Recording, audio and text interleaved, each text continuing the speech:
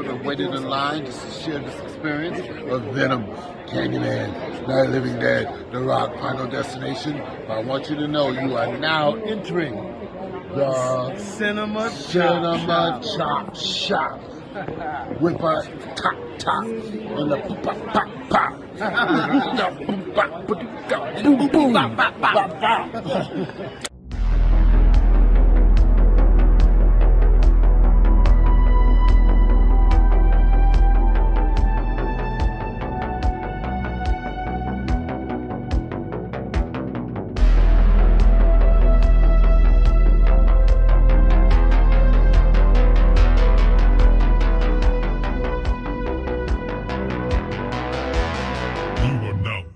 The Cinema Chop Shop. What's going on, everybody? It's David from the 80s, and you are now entering the Cinema Chop Shop, so park your ass right there. While you're there, don't forget to hit the like, the share, and the subscribe button. And today, we're about to just break down the ending of Joker 2 Folie. Now, I know this movie is not liked by a lot of people, and honestly, I have my gripes with it as well, too. I didn't like the fact that this movie really felt like it took away from possible great dialogue scenes in the movie by cutting to music, but we're going to talk about that. We're going to talk about why I believe that this movie was a musical, right? I think there's a real reason why this movie's a musical, and then also we're going to break down the ending as well. So, without further ado, let's go ahead and get into it, shall we? All right, so Joker Folie follows Arthur Fleck as he is in he's basically in jail, and he's waiting to go to a sentencing, or he's basically waiting to go to trial. And as he's waiting to go to trial, he ends up coming across Lady Gaga's character, Harley Quinn, who is in a choir in the sane asylum unit within the prison. Now, we learn that Harley Quinn is basically she lies to this dude and says like, hey, I'm just like you. I grew up in the same neighborhood, whatever, Parents didn't believe in me. Dad used to beat my ass, right? But at the same time, she's manipulating bro. She's manipulating dude because obviously she can. Now, this whole movie, here's the crazy part about it. This is my theory, all right? This one isn't really fully there, but I feel like this is the one good thing about these movies is you can kind of theorize about things. I'm going to theories, and then I'm going to go into concrete stuff about what the movie is really trying to do. There was a moment in time where I felt like Lady Gaga's character was treating him like an experiment, right? Because she went to school for this like psychology and shit. So she's aware of how psychology works, just like the real Harley Quinn. So I feel like in some shape, form, or fashion, it felt like she was like, okay, let me see if I could put like this psychological theory to the test. And let me see if I could turn this fool into if I could turn that Joker on, But then also, there's times where it felt like she's obviously obsessed with the Joker component of Arthur Fleck. It's like kind of like, the theory about like, oh, all girls like the bad boys and shit. This is the same concept here. And then at the end, when he's like, he denounces the Joker, which makes complete sense. Which honestly, I thought that was one of the greater components of the movie. How he denounced the character of the Joker, and the reason why he did that is for two reasons. One, he saw how his little friend Puddles, how he was terrified of Arthur, and Arthur was like, you know what, like I don't want that. Like I don't want someone that I actually care about, somebody that actually I consider a friend, to be scared of me. And it's like, if the Joker was created to protect me from the bad people, but at the same time, it's now pushing away the people that I consider my friends. That was one of the opening realization moments of him where he was like, dang, my actions that I'm doing, it's not helping society. It's hurting people. It's hurting innocent people. I felt like that was a really good scene that had good dialogue that made you really understand the character. The second thing was the scene where he was, RAPED, in the prison by the guards, and that completely broke him. And it makes sense why a lot of people are like, well, why is it all of a sudden that, he just snaps back and just like, oh, he denounces the Joker thing.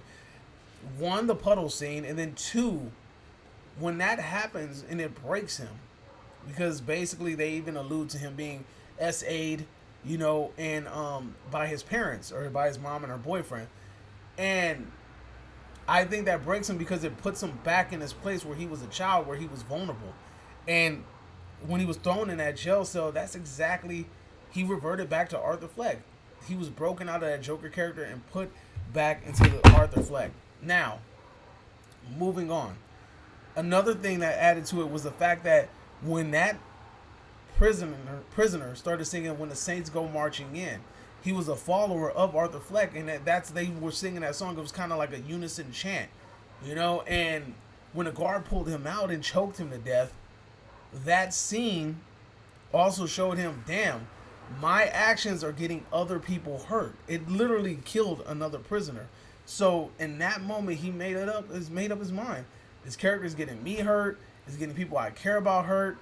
I can't do this no more. Both physically and emotionally, people are getting hurt. Can't do it. So that's why he stepped away from the Joker character. He broke it. Right now, him denouncing it doesn't necessarily mean that, okay, it's bullshit. I really think that he had a split personality. He just said that because he just wanted it to end. He just wanted to be done. Now, moving on to the whole aspect of the musical, like I think that there's a legit reason why this is a musical. This movie is called Folie, which means that two people are kind of experiencing the same mental disorder, or the same psychosis. And in this particular case, Joker, or Arthur Fleck, is embedding himself into Harley Quinn's psychosis.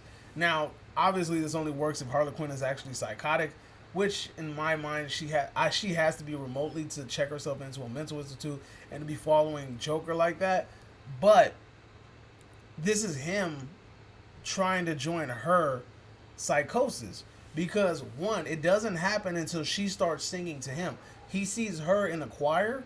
He's like, okay, so this is what she likes. She likes to sing. Like, this is her thing.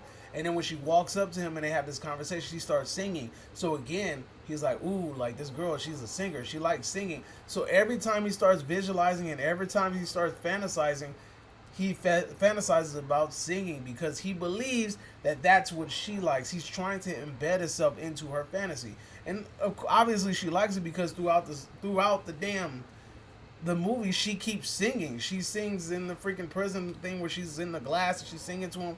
And then even at the end of the movie where he's telling her to shut the fuck up and stop singing. This tells me, that scene at the end too is basically what really sold it to me. When he's trying to talk to her and she starts singing and he's like, stop singing, stop, just stop singing, stop. And she doesn't want to stop singing. And then she says, it was like, she basically mentioned something about him not joining in on the fantasy with her, or basically him not believing in a fantasy is preventing them from being together or whatever. And I think that was the clear or the telltale sign that he is embedding himself in her psychosis. And when he stepped out of it, that's when, because think about it, when he stepped out of it, he stopped singing and all that shit. That's when we know, like, okay, he stopped visualizing that stuff when he stepped out of that, and I think that's a really important, even again, I don't agree with the musical aspect. They could have did literally freaking anything, but they did the musical, right? And I think another reason they did the musical thing is because obviously the musical thing is clearly his imagination, when in the first movie we were kind of like baiting and switched what was reality and what wasn't reality. And I guess they didn't want to just do it again, so they just overtly told you, like, this is the reality. It's just, the question was, whose reality was he in? And I think that he was in Harley Quinn's reality. Now, as we go to the end, the ending of the movie, Joker stabbed to death by another prisoner. Now, if I'm not mistaken, the prisoner that stabbed him is the one that was following him around the yard. Now, I kind of low-key believe isn't it, if I'm not mistaken, you guys can correct me if I'm wrong, but that's also the one that he kissed at the beginning of the movie, right? And that kind of goes to show that, look, that dude was a loner because he said, oh, like, like, I've never been kissed or whatever, and then he kisses him or whatever, and they were, oh, you can teach me how to kiss, or you can give me my first kiss or something. So he kisses him, and then basically it's kind of like unfolding Joker's story through another person. And also, it kind of goes along with the theory that people have been kicking around. Like, Bruce Wayne was super young in the previous movie. So, Joker already being in his 30s or 40s or some shit, when Bruce Wayne becomes an adult, he's going to be too damn old to compete with him.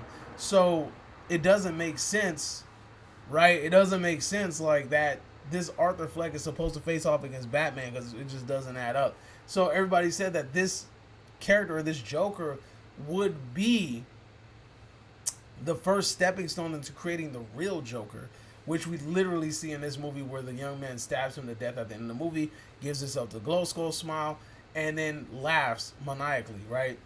Now, there's some rumors out there saying that Harley Quinn was supposed to be the person that kills the Joker.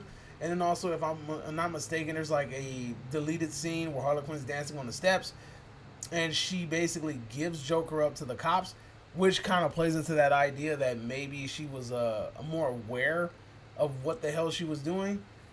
And because it was like something about catching a clown with his pants down in the song, and it made me feel like she was aware of what she was doing. And that's the crazy thing, just changing the endings and moving some things around, like, that could really change the story completely. These are the thought processes that go through my head as I watch the movie. I don't think it's a bad movie, but I think that the fact that it's a musical took a lot away from it. This could have been a lot better, but the fact that it was a musical really hindered it a lot. So let me know in the comment section down below, what do you guys think? I feel like I broke it down as well as I could. If you guys had a chance, make sure you subscribe to the channel, and I'll see you guys next time. Adios. I want to play a game. Subscribe now. The choice is yours.